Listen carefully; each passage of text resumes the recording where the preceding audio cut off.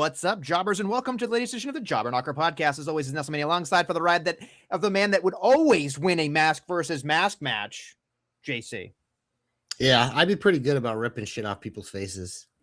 But I don't think I'd wear a mask myself, so I don't know if I'd be eligible to be in a mask versus mask match. If you had to have a mask, what would your mask look like? Would it be a giant Something penis? cool. No. It wouldn't be a lucha mask. Would it have flames? Would it have It would wings? definitely have to have flames. I feel like it has to have Hot flames. fire. Have to be a flamer. So probably like orange and black attack. Like that, like it. Yep. But I need like plenty of breathability because that's why I don't like masks. Also, like I get itchy, so it'd have to be like a mask that doesn't cover a lot of the face. Have to get creative with it. Well, I hope somebody out there creates you a mask that gives you breathability. Yeah, breathability, flexibility, and non-itchability. The big three. All I heard was itchability. I've never heard that before, so it's a word that exists now. No, it doesn't. Well, you spoke it into existence. That's fine. Anyway, we've got a lot to talk about. We have Clash in Italy. We've had, of course, the mask versus mask is what we're talking about here. We've got Rob. We got SmackDown and some NXT and then some AEW. I don't really know, but there's a lot to talk about. We're going to start in Clash in Italy. Yeah, JC? Viva la Italia! Nestlemania! A show kicked off with the greatest of all time, Cody Rhodes, taking on the Ring General, Gunther, and Nestlemania. What happens to Gunther when he gets in the ring with Cody Rhodes? Takes big, fat L's.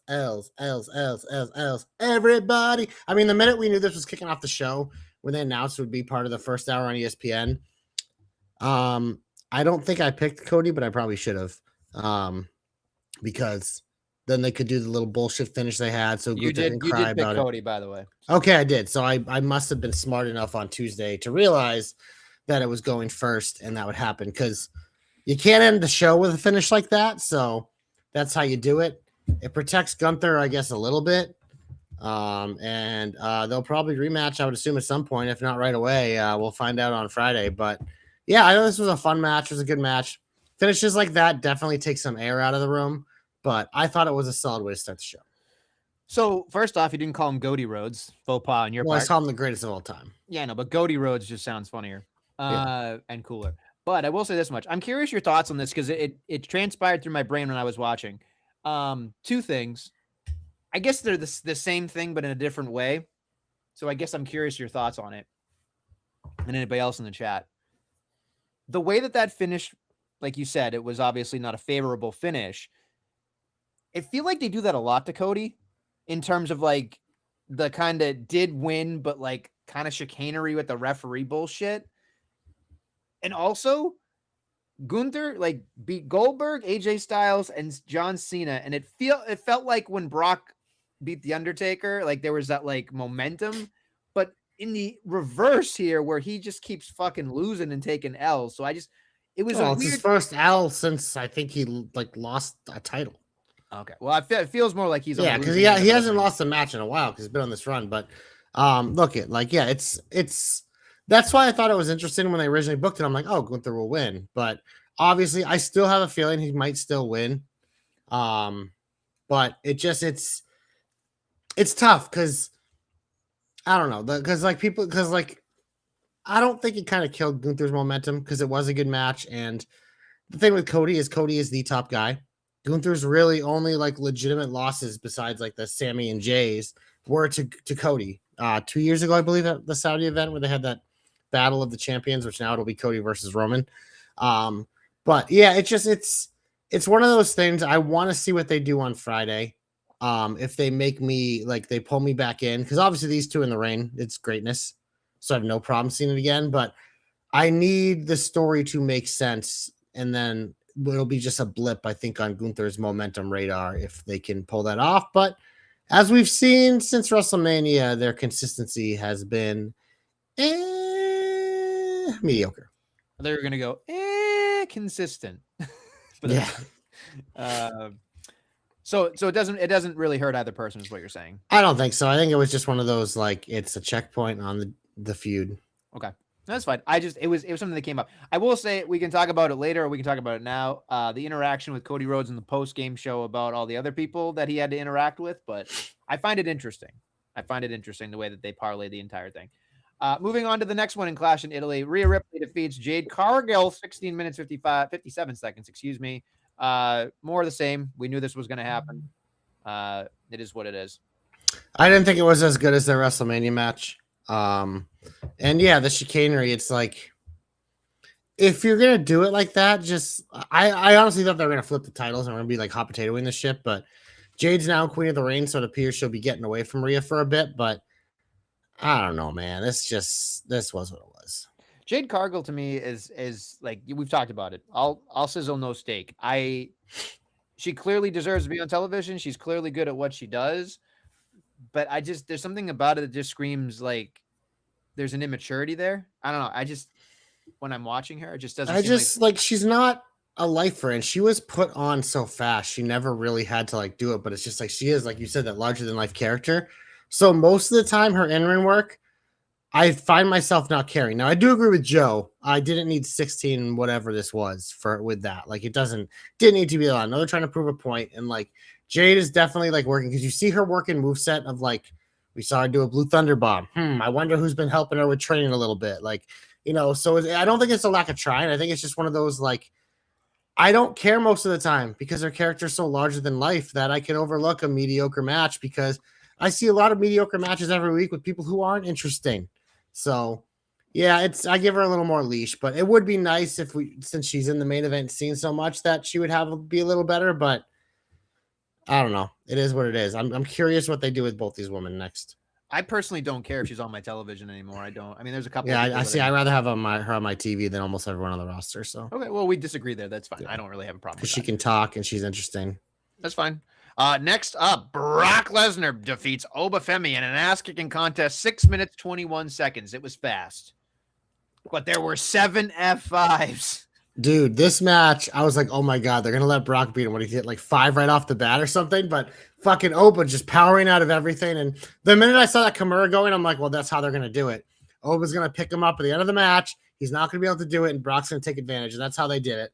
That's how you book a monster versus monster fight if you're doing it. We had a pretty good feeling they were gonna 50-50 book it. I was kind of hoping they wouldn't, but I mean, Brock's clearly coming back for another one. I like that they're kicking it down the road. They're gonna let Oba go do his thing, potentially win King of the Ring, which I don't know if he will, if he has a third one with Brock, but it's Brock fucking Lesnar, man. I said at WrestleMania when I thought Brock might win, I'm like, you can lose to Brock Lesnar. It's okay to lose to Brock Lesnar. You saw on Monday, Oba's fine. That was we can talk more about Monday, but that was perfect in my opinion. Moving on. What does it say? I love this match. Truly what was that? GMSI? Loved it. What does that even mean? We'll have to have him spell that out. What the hell does that mean? A good mother squashing clash. I have no idea. You're a little too highbrow for us there, Joseph. Dumb it down. And then of course, Soruka, big upset victory, 14 minutes 2 seconds. The new IC champion. Hey, Becky Lynch does what Becky Lynch does. She puts other people over. So what are you gonna do? So I believe we should look at predictions for this, because I believe one of us correctly predicted it and the other didn't.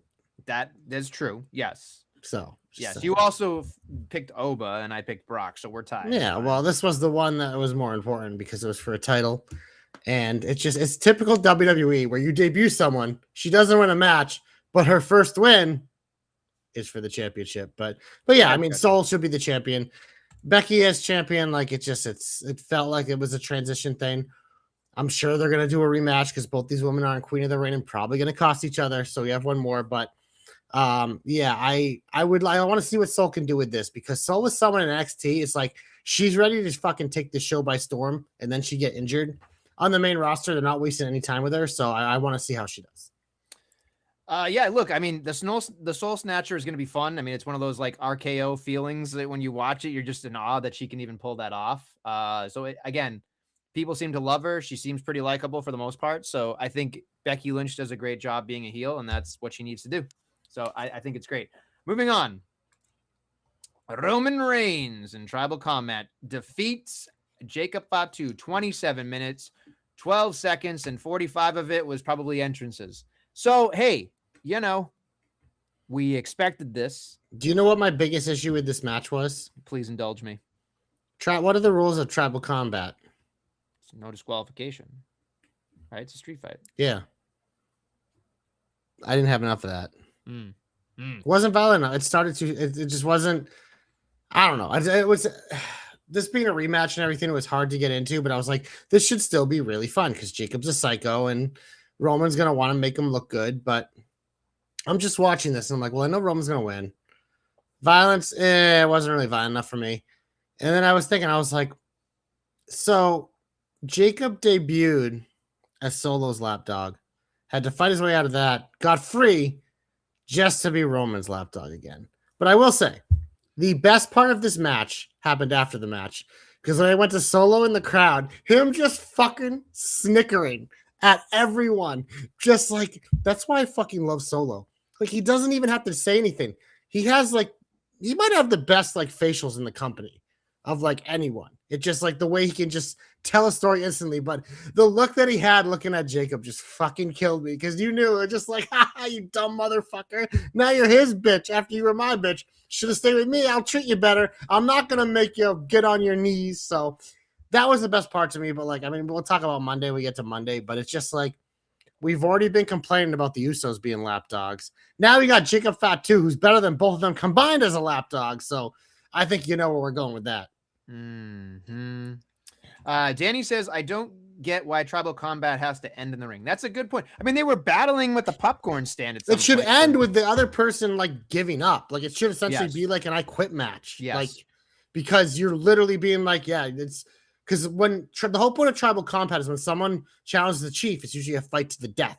Yeah. So obviously they're not fighting to the death in wrestling, but it's like one person should have to quit. But I understand why they don't do that because you don't want Jacob Fatu saying I quit to fucking veneer Roman Reigns over there. So yeah, I can't get over those freaking veneers, man. They're like they're so him comical. And Tommy Fleetwood have like the worst veneers. They're so fucking shiny. Well, the problem is his teeth were so bad. Yeah. For so long, and then he left and came back, and they looked like remember when DDP came back and had the fucking smile? Like that's what it looks like. Yeah.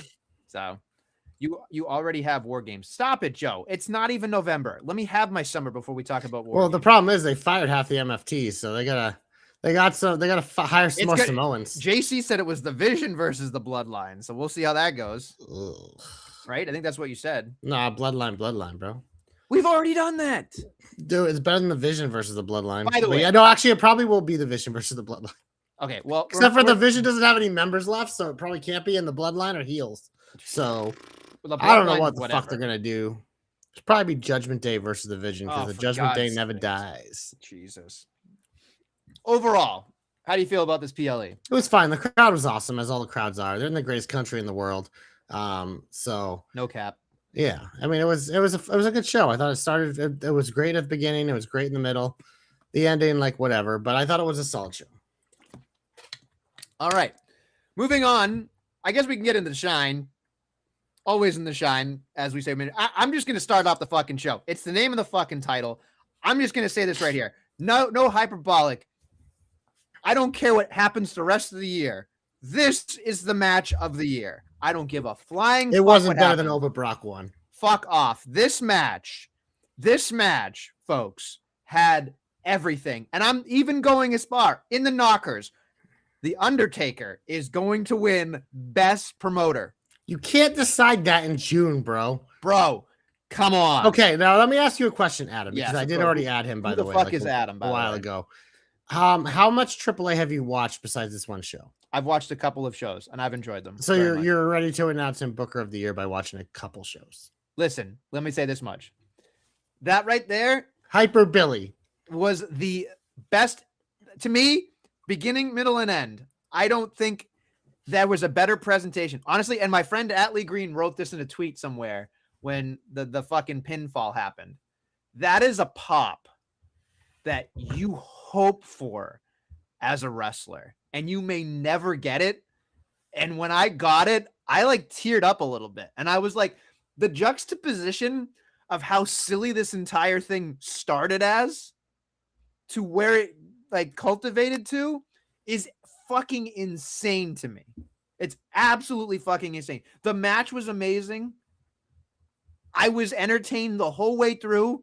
There was gaga, there was wrestling, there was blood, theatrics, production value. I mean, literally, I was entertained the whole fucking time. So I'm telling you right now, this was fucking awesome. Like, it was great. And I mean, it's probably the two don't of the fucking most underplay it. underrated wrestlers on the planet. So shouldn't surprise anyone that they would put an absolute banger. But yeah, this was a blast. We knew it was going to be a blast. The right man won. I'm curious to see what Chad Gable and the Creeds do next. Because yeah, I mean, Ludwig's just going to keep that mask on and keep on rolling. Look, I'll say this much, and I think this is very, very important here. I don't think we'll ever see Ludwig Kaiser again. I really don't. I think he is so over. Like, yeah, but it's one of those things like loved. That's so hard. He will be unmasked at some point. Not anytime soon, because he's probably going to win that title, I would think, eventually. But they're still going to want him around on Raw. Him and the two lackeys there. So what do they call him? Bravo and what are their names? Bravo and something. I know Bravo and Rocco and Dumbo and fucking dumbass Nemo. Doink, dink, yeah, dink, I mean, wink and dink. Yeah. No, but seriously, I will say this much. I just thought it really is something to dissect, because it started out as a haha joke. The whole thing. Gable gets injured. Ludwig takes over. That's still a haha joke. He does it better than Gable. Gable comes back. It's a whole thing. The lead up to it, Rayo and Bravo. Thank you. I knew Joe would know, or Danny. But I just is it weird? Like, the only thing I could say about it, and again, this isn't really a negative comment. It's just interesting. Neither man is Mexican. Neither man is really like lucha, but it's like WWEizing AAA in a way that was like our two best guys that go out there and have this fucking awesome match. There's nothing to do with Mexican heritage, but it's fine. But like they kind of made it feel interesting. It's just like a Mexican soap opera. I just thought it was fantastic. I just thought the pageantry, the whole kit and caboodle. I couldn't have done. I just don't want to listen to Rey Mysterio on commentary. But other than that, fuck, man, JBL was on the fucking fire, and then Corey Graves is fucking awesome. So I was just like, this is great. I want more of this shit. Then you got to keep watching AAA, bro. I am gonna have to, because you ain't gonna get a match like that from Gable and Ludwig on WWE. They flew Kaiser all the way to Italy for a 3-minute segment. LOL. So look, that's true. That's true. Well, now he'll be on the tour with them. So, but I mean, like, it's just amazing to me. Like, it's absolutely fucking insane to me. It is. That was everything I wanted and more. I wish that people took that and used that as a template, because the other thing too, I wanted to ask you very quickly about this before we move on, JC. They never let Gable or Kaiser wrestle for like that long, right? Gable has had moments like maybe like on TV, but obviously never in a main event on a stage. Right. And the fucking pay-per-view was named after them. Right. Like, so it just like, it's one of those, like, that's why when you get stuff like this, it is always going to be better with these smaller promotions, because this match, if it was on Clash of Italy, would have been in the middle of the card. If it was on WrestleMania, it would have been on the extreme undercard, and it would have probably been really good. And it would have been like, oh, that was fun. But like, how long did they wrestle? 45 minutes, I think. Yeah, exactly. That's not fucking happening in WWE for almost anyone. Never mind this. So that's why it was perfect. They made the right call centering AAA around this feud instead of trying to jam it on theirs. And that's why it felt more special. You do it in front of that crowd. It just like it. They pulled all the right strings with this. And I'm just curious too. Do you think Gable will ever? Like, I feel like this is Gable's ceiling. Like, I don't feel like Gable. Yeah, I think we've talked about this. He should have been a mid-card champion by now. Maybe he finally gets one, but I mean, who knows? There's so much young talent. But the chatter is that his contract is coming up. Yeah, and that he would be better suited somewhere else. I mean, AEW would give him titles. They probably wouldn't mean anything, and he'd be back in the toy box so quick. I feel like, a great wrestler would fit well in AEW, the show that likes to like over wrestle. Like, sure, but I don't know. I think Gable, unless if he thinks he can win a world title in AEW, I think he likes the character work more than he lets on, because he's really fucking good at it. It's amazing how many iterations of himself he's already done. Like Yeah. I was thinking about that when I was watching him do his promo. I was just like, this guy is so fucking good. Like you want to see this guy succeed to a point that like makes him feel fulfilled. I'm hopeful that he's fulfilled. I just feel like I just don't know if he'll ever fit into the upper echelon of what he wants in the WWE. So I think this is Yeah, but this is literally like the highest moment in his career. yeah, as it should be for both these guys. Mhm. I don't know. Imagine if Gable shows up in a mask in AEW. Oh That man. would be rough. Anyway, go out of your way to check out this mask versus mask match. It's awesome. So I just want people to know that. Anyway, what else do you got, JC? That's I like positive? some matches this week. On Yeah. SmackDown, I joined Axiom and The Miz in Axiom's home country of Barcelona in España. I mean, look, The Miz is perfect for this type of shit. Oh, you want a guy to look awesome in his hometown? Give him the fucking Miz. And of course, Kit Wilson got caught up in customs, so it's just Miz out there by himself. But this is exactly what it needed to be, man. You give the kid his moment. Miz does what he does best. The crowd loves it. Everyone goes home happy. Perfect. Not only that, but I actually really love the segments with Danhausen not having his lab and having to improvise and stealing shit. Yeah. And then And that's what cost the Miz. Is the right, lights it game. cost the Miz the fucking lights. And then I don't know why it was such a little detail, but it fucking had me in stitches. So they go back to the Miz getting screwed and yelling and screaming, and they find Danhausen in the lab, and he has the fire extinguisher, and like all this turns away for a second, and Danhausen tries to hide from all this. I fucking lost it because he was just like trying to hide the whole fucking time. He's such a fucking goof. Like I'm just surprised. I'm surprised it's still going. I'm surprised it's still fucking awesome. And it's kind of amazing. It's just amazing to me. But again, Axiom, Miz, great fucking stuff. And that crowd I think the international crowds just are better than American crowds. There's just no other way to say it. Yeah, and Axiom's never going to get a reaction like that except for there. So it was Right. perfect. Nestlemania, we might as well just stick with all the mask guys since we're doing that. There was a tag team match player that I really enjoyed on Monday Night Raw. Mhm. It was the legend of Lucha Libre and the future of Lucha Libre. I heard Corey say that on commentator. I popped for that. Rey Mysterio and Dragon Lee beat the old JC team of Rusev and All Ego Ethan Page. This is a fun match. I love when they put little guys in there with Rusev. He's had banners in the past with Ray. And obviously Dragon Lee jumping around helps too. We know Ethan's always good, but good with the little guys too. Like saw that with his feuds with Javon. Like this was just a fun match. And it was another one where it was like a TV match on a regular week. But in front of these crowds, man, everything's better. Yeah, look, I mean, I'll watch anything All Ego, so that's fine. So it is what it is. I just, I think that man can do anything. He's very much like the Miz. I like Rusev doing anything Rusev things. I don't care about any of the others, but that's okay. That's fine. So it's fine. We can talk about Oba now. I mean, what a fucking comeback, right? What a way to like. You talked about it. He took an ass beating on Sunday, shows up, still does his entrance while beating people up, which I thought was comical in a way and also bad for the other three, but like they took it in stride. And then I thought that was such a fun match. Yeah. Like, when you can turn your brain off and just have fun like that, this is a match that I was just like, this has everybody in it that I love.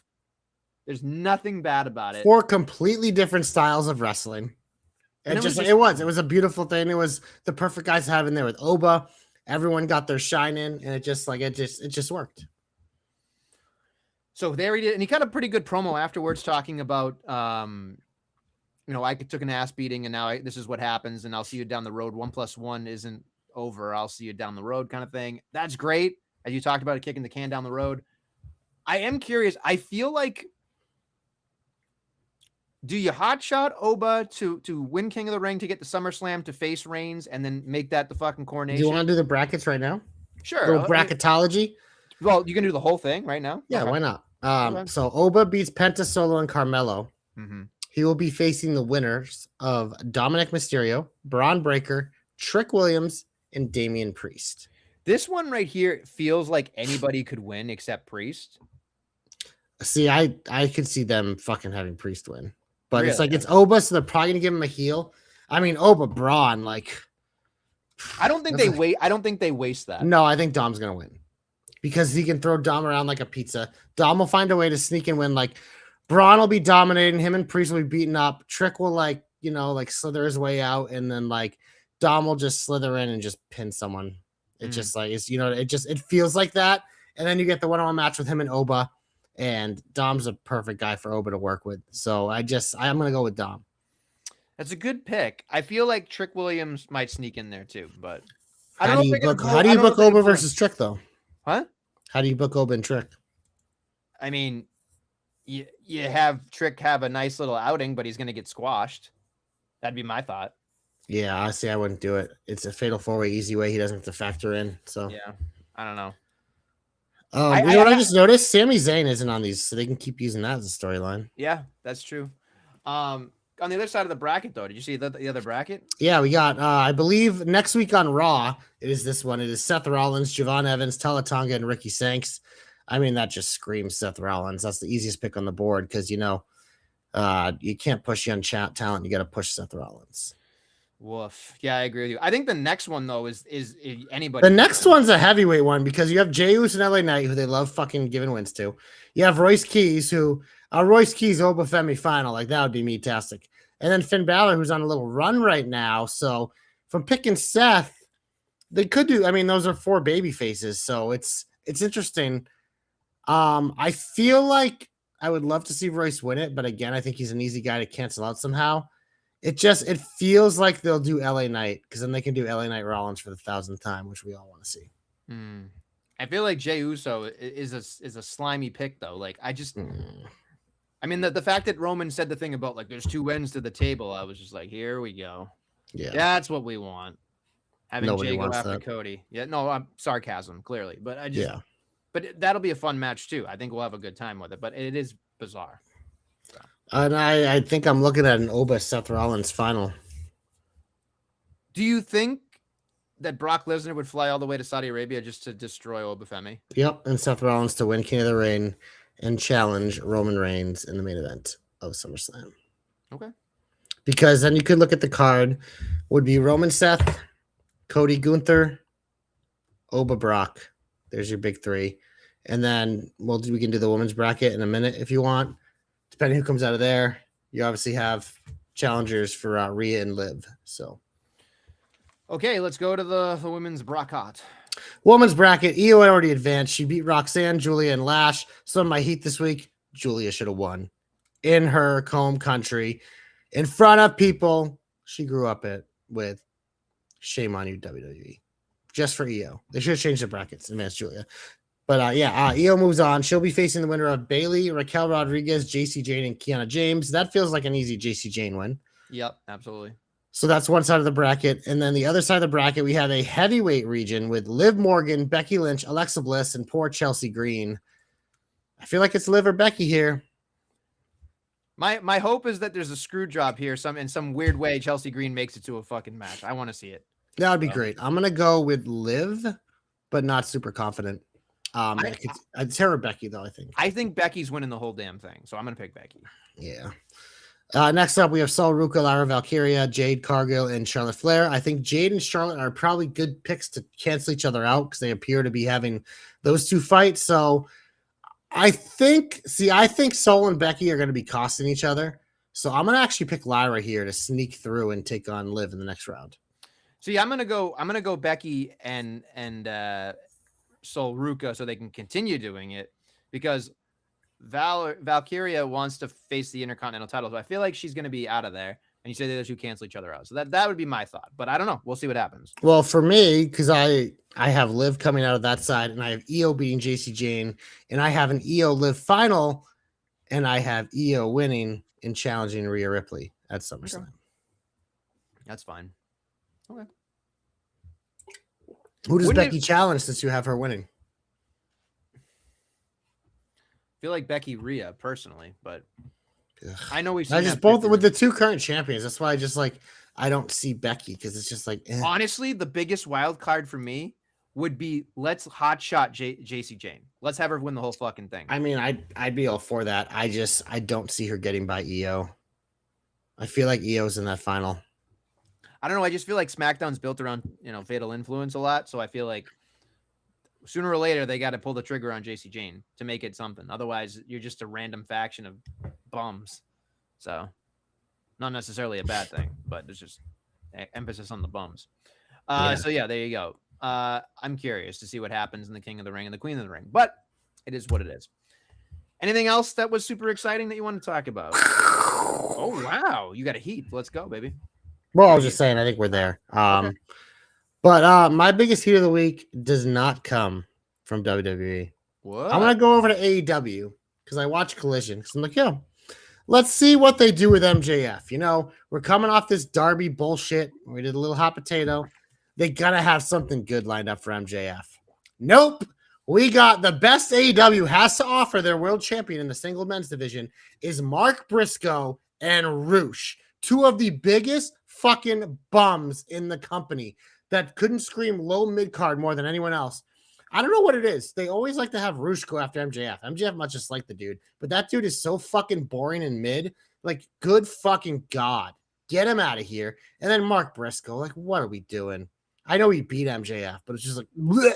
This is the best they have to offer. This is why it is so hard to watch that fucking show. Joe, you do yeoman's work because you're world champion. That's like being like, what do we got for Cody this week?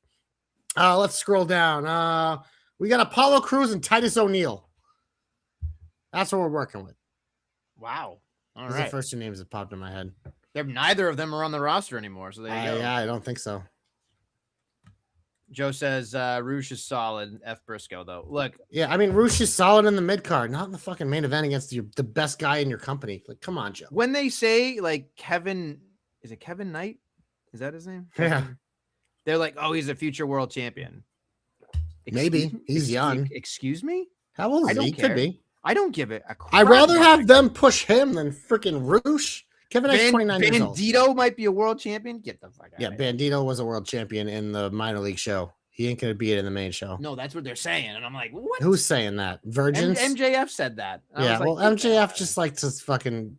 He has to hype up everyone in his company because he's a top guy in the company, and the way your company looks better is if you bring, what's the thing about the rising tide brings up all ships or whatever. Yeah. Okay, that's fine. That's fine. We can go back to WWE now, but I had to bring that up because it's like I made an effort to watch. I was excited to see what they do, and that's what they gave me, and I was like, this is why I don't watch this shit. I just can't wait for Kevin Knight to be part of the Don Callis family and fall far into obscurity because that's the mouthpiece he's going to get there, Joe. And I mean, besides MJF, every heel in the company isn't the Don Callis family. Right. So it's fucking awful. But anyway, I do want to give a shout out or a little bit of hatred to Little Yachty, who called everybody in that match short kings. Thought that was a bad fucking look. I mean, short kings is not an insult. I think it personally is in terms of. It's not. A short cane is someone who's short. That's a cane. No, I understand that, but he tried to make it an insult, bro. So. Well, he's also a short cane. So. It's funny because Little Yachty every once in a while feels like he's not necessary. He has little in his name. He's not important to the presentation. He's Trick Williams heater. He's important for right now. It works. Trick will be fine. It's part of the package. Not a big fan. Not a big fan of that. That's all. Well, you're not supposed to be. That's why he's Trick Williams heater. Well, he's how you get boos on Trick Williams without booing Trick Williams. How do you feel about the Sami Zayn character, by the way? I'm enjoying it. Really? Okay. I like it. I would be okay if he won Money in the Bank and cashed in on Cody. That would make sense. That seems like something that would happen after. But Money in the Bank not being till September, I don't know if I have faith in them to make this interesting. But also that means Cody's going to beat Gunther again. And then it has to hold it again through after September. So it's just like if Money in the Bank was next month, like it has been in recent years, him cashing in at SummerSlam after Cody beats Gunther again would make a lot of sense. But having to wait, man, I have a feeling they're going to mess it up. But for right now, I'm enjoying it because like they finally made Sammy interesting again. And it works. Mm-hmm. Okay. I'm trying to see if there's anything else. I did want to bring this up because now we're on Monday. I'm not a hater. It's just as I'm watching this particular promo, I'm noticing something. And maybe you notice this too, JC, or maybe you just think I'm on Nestle Island. But when I watch Sol Ruka's promo,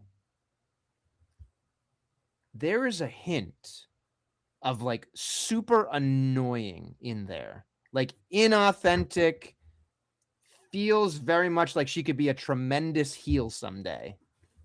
And like she kind of has this like bravado confidence that it's very odd that I find disenchanting. I don't know. I think it'll work to her favor when she becomes a heel someday. That's just as a babyface, I just thought it wasn't a great babyface promo, but I think she could be a tremendous heel someday. So Her promos are a work in progress, but I didn't no. get that vibe. Okay, that's fine. That's fine. Do you want to get into the fucking acknowledgments? Yeah, we can get into this acknowledgement. It just feels too familiar, man. And it feels like we're going backwards with everyone. Like Roman's gone backwards as a character. The Usos have both gone backwards as characters, especially Jay.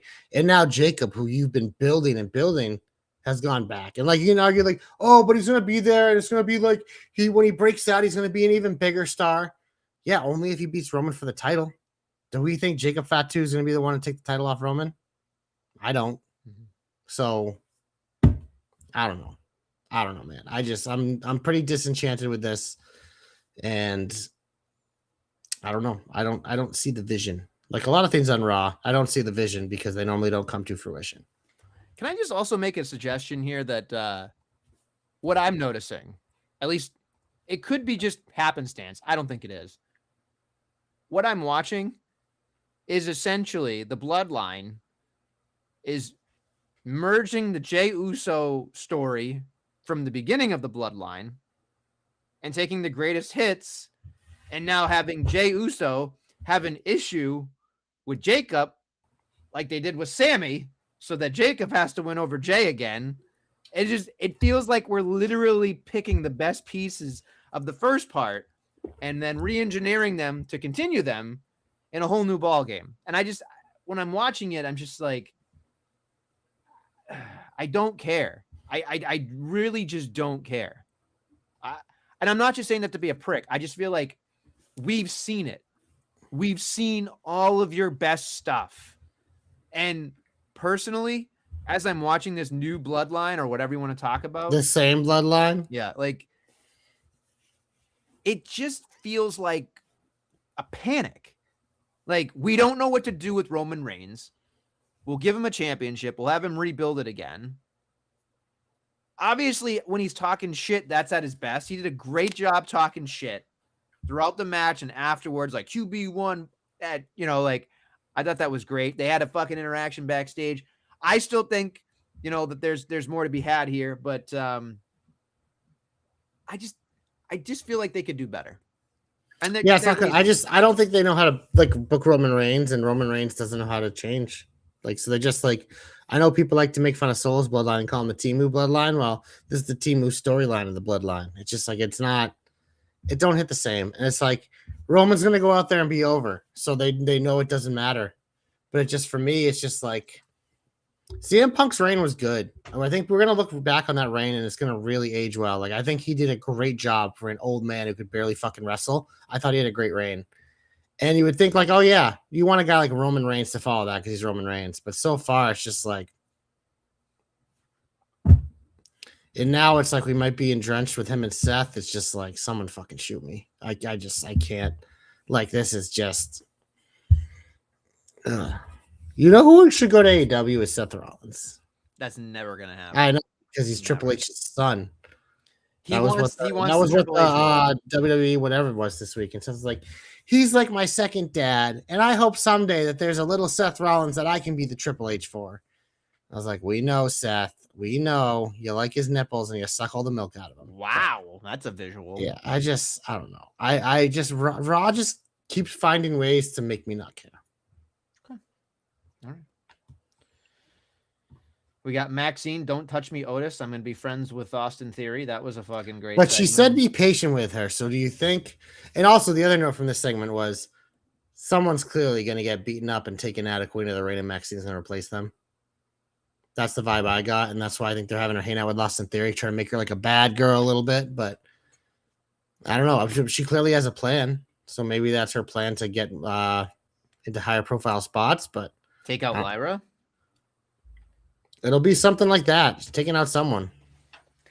It's interesting, but I don't know if I mean, again, I don't know if I care enough either, but she'd probably be good eye candy for the Vision.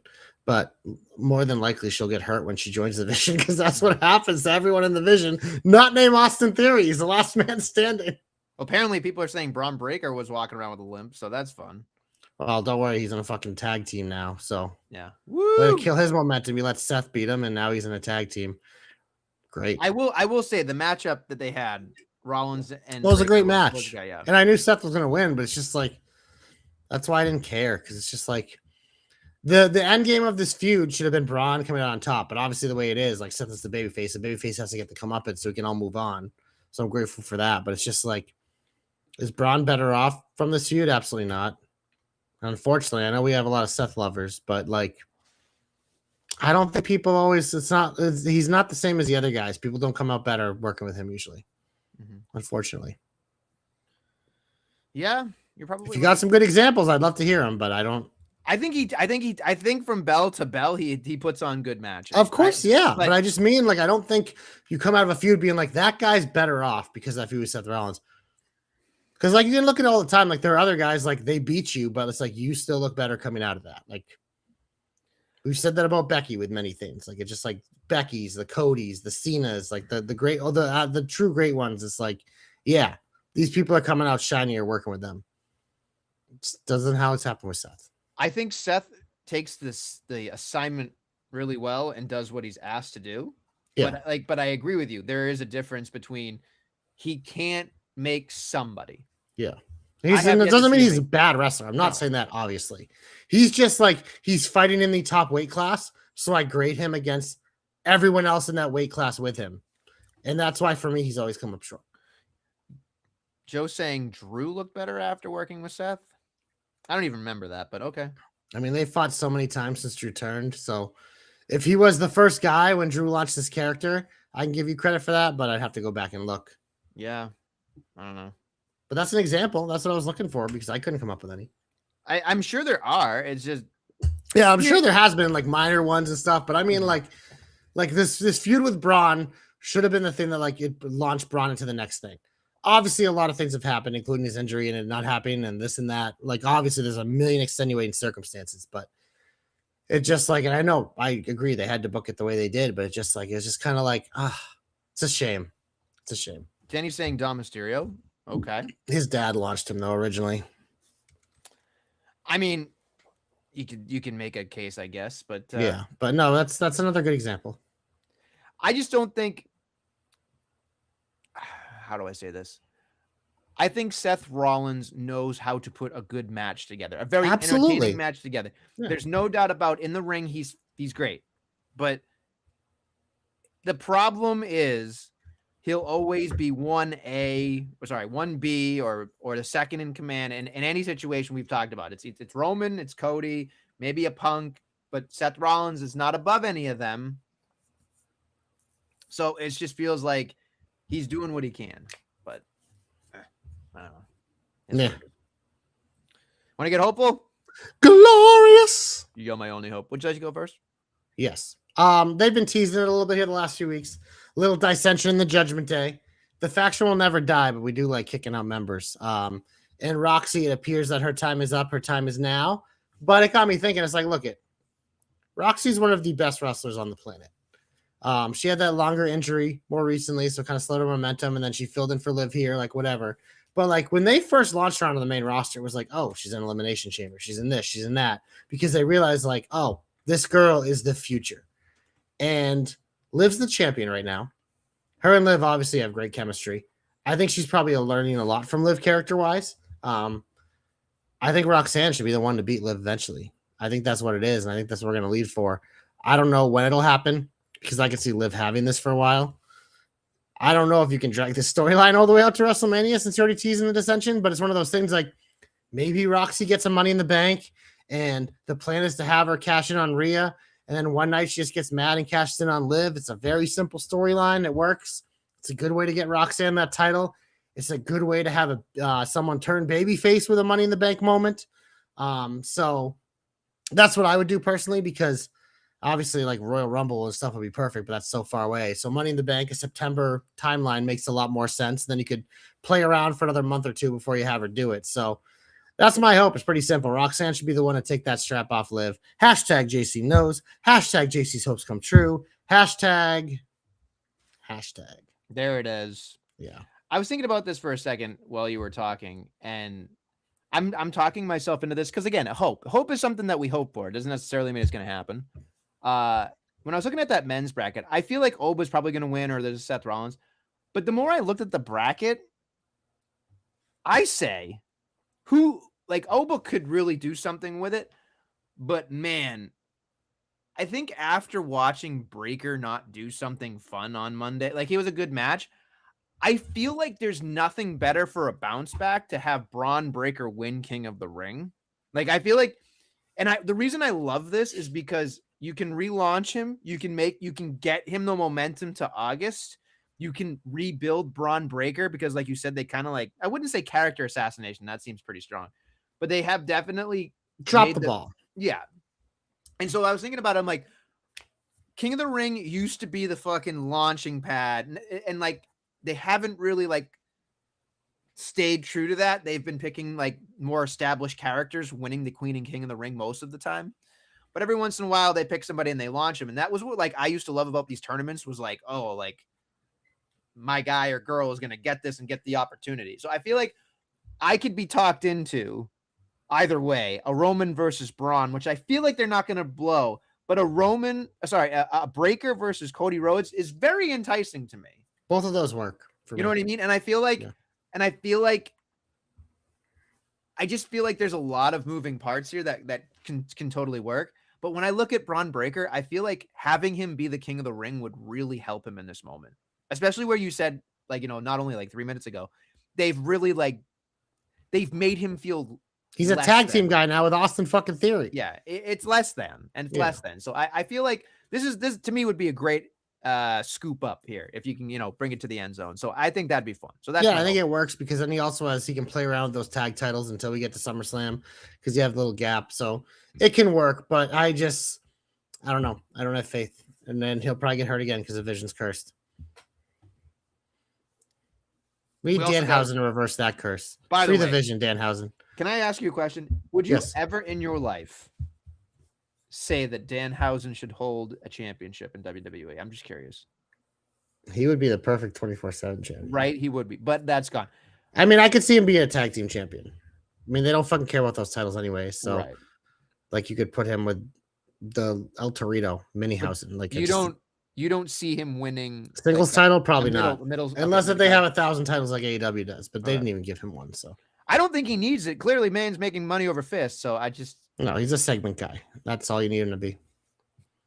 Yeah. It would be a moment though if he won a title, like if Santino didn't win a title.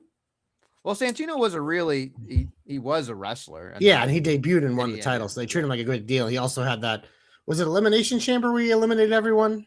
Oh yeah, that was right before WrestleMania. And we were like, oh my god, they might actually do this. Well, so here's the thing though. There was that WrestleMania where Del Rio went out and they thought that Santino had won and they thought Santino was going to dump him. I was there in Boston. That was fucking insane. And then he went on to Elimination Chamber and almost made everybody believe he was going to be Daniel Bryan. So, I mean, anything's possible at this point. I don't know. Danny's saying Danhausen is more over than Cody right now. Give him Cody's title. Well, that's just so upset Josh, but that's okay. He's just mad because I shit on Seth for like 15 Did you know that Cody said in an interview this week, he said that Danhausen has overtaken Roman Reigns, CM Punk, Seth Rollins, and Cody Rhodes as the #1 merch seller in WWE. Yeah, that's not surprising, though, because what you got to understand about when this happens is when something's new, it's going to sell a lot more. So it's going to jump those. But, like, I mean, obviously, like, the dude came out like a house of fire. It's perfect. We said it's a perfect WWE thing. It's going to fizzle at some point, but to the guy's credit, he's keeping himself interesting every week. And to WWE's credit, they have come off the gas a little bit since, like, the moments he had where it's like, you know what? We don't want to push too much too fast. We're going to dial it back. So we're going to keep him interesting. So they've done a good job with it. He's done a good job with it. They're doing good so far. Cody made a great comment about it too, which I thought this is how smart he is. As much as we like to shit on the GOAT, but this I thought was just so telling. He goes, you buy a Roman Reigns shirt, you're drawing a line in the sand. You're going to have the fucking people be either really with you or they're going to be like, fuck you, why are you wearing that shirt? Cody Rhodes, same thing. Seth Rollins, same thing. CM Punk, same thing. He goes, Danhausen is a safe bet. Everybody loves Danhausen. He's like, that's why he gets all the monies. Like, and it's true. It's a safe bet. Everybody loves Danhausen. So Cody loves Danhausen. So he says, say no more. Give him that belt. Give him all the monies. Give him every belt and all the money. It'd be fucking hysterical. It'd be like Danhausen as Money in the Bank winner would be so fucking Give funny. Danhausen the Mercedes Moné gimmick. Give him like 12 titles. Oh my god! Imagine if he made up his own championship. That would be fucking hysterical. They might go as far as giving him his own championship. He should win the internet title from Zack Ryder. Oh god. Ay. Anyway, time to give it a comeback. Don't call it a comeback. He's been here for a while. I'm gonna give mine. Are you ready? Are you sitting down? Are you listening? Yeah. I'm giving my comeback to one L.A. Knight. Yeah. Because he had a backstage segment, didn't have to wrestle. And he had a little bit of attitude with Adam Pearce being like, you're a bloodline homer. You're going to suck off the teat or the cock there.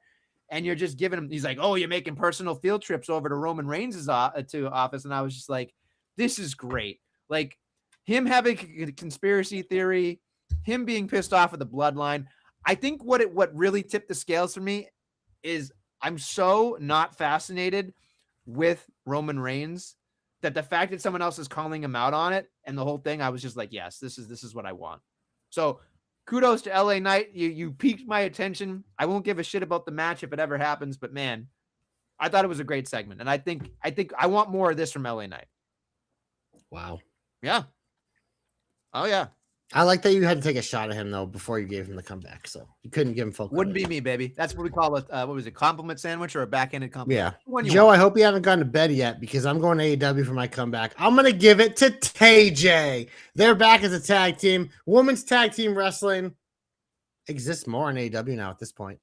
And they are the only challengers to the Sisters of Sin in the JC Memorial Open. So TJ's getting my comeback because they're back. We love Anna Jay. We love Tay Mello. Woof. I just realized I did not pick up AEW stuff. So, yeah. All right. Well, good for you. When we go to the big old finish, is we can start on SmackDown. Oh, wait. I don't know anything that's announced, but I'm assuming we'll have some qualifiers, whatever. Oh. But on Raw, it is the Javon, Seth, Tala, and Ricky Saints qualifier. And it is the Becky, Liv, Alexa, Chelsea qualifier. We gave our predictions about 20, 30 minutes ago. If you guys want to go back and find that, you can listen to those there. But yeah, it's we're in King of the Ring season as we're gearing up for, what's the Saudi show called? Is it Night of Champions? We're calling it? Yeah. So we'll have these culminate there along with probably clearly some title matches. And then it's this is a champion thing. So we're going to have Cody, Roman, and Liv. So Liv winning Queen of the Ring doesn't make as much sense. Nope. Unless they just don't do that match and they have Rhea defend the title because they might just do that because they don't care. Woof. Okay.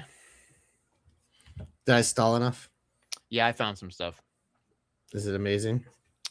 You're going to throw up your hands when I say this. On Wednesday, get excited. MJF defends the AEW World Championship against Roosh. So that means he's going to beat him and he's going to have to face Mark Briscoe. God help us all. Yep. Also on the card, there's the Owen Hart heating up in the men's bracket. We've got, let's see. We've got Will Ospreay versus Mark Davis. Give me a fucking break. Isn't Mark Davis a champion now somehow? I don't know. Who gives a shit? He has one of those fake mid-card titles. And then Swerve Strickland versus Brody King, which, again, in theory will be a good match, but let's just get to Swerve Strickland and let's get the fucking Willie Goat. That's all we got to do. I agree. That's going to be a fucking banger of a match, but like, Jesus Christ. Then on the other side, looks like there's a wild card because somebody had to withdraw. So that's the thing. Alex Windsor versus Wildcard. Could that be Monet, perhaps? We don't know. I was funny. I was talking to our buddy Mike at work today, and he was saying, "What's up?" I'm like, you know what? I feel like she's gonna want to be on Wembley, so you got to think the return will be coming soon. But does she win the whole tournament? You know, like I don't know. I'd have to look at the bracket. The rest of it's kind of weird. We got Saray and Sky Blue. Hopefully, Sky Blue. Athena's already there. I feel like Athena is like crushing it right now. So yeah, but they always do this with her. Like they like, oh yeah, we're gonna take her seriously. Oh wait, no, she's the Ring of Honor champion. So back to Ring of Honor for you. And there's another. I've just two women I'm not familiar with, and I'm gonna butcher both. What are their names? The one from CMLL, Persephone, and then I'm gonna Persephone's good. Hazuki. I don't know who that is. So, I mean, it sounds like they're trying. Whatever. Sure, trying. Whatever. Yeah. So, that's pretty much it. That's advertised right now that I can find. So there. Oh, sorry. TNT Championship. Your boy Kevin Knight against everyone's favorite wrestler, Mike Speedball Bailey. This should be a squash match. That little fucking turd. That French Canadian. Yeah. Little dork. Who You want me to take Kevin Knight seriously? They're gonna let him wrestle for 20 minutes, but let him squash this little dork in under 3 minutes, and I'll take Kevin Knight seriously. You just don't like people who wear kick pads with no boots. That's what it is. Sure. It is. It's true. Anyway, that's enough for me. I don't really have to care about AEW on that one, do you? No. Okay. Anything else you want to talk about? Let's get the fuck out of here. Let's get the fuck out of here. Till next week. All right. On that note, thank you for listening and watching the Jobber Knocker podcast. We'll be back next week with some more Jobber Knockery.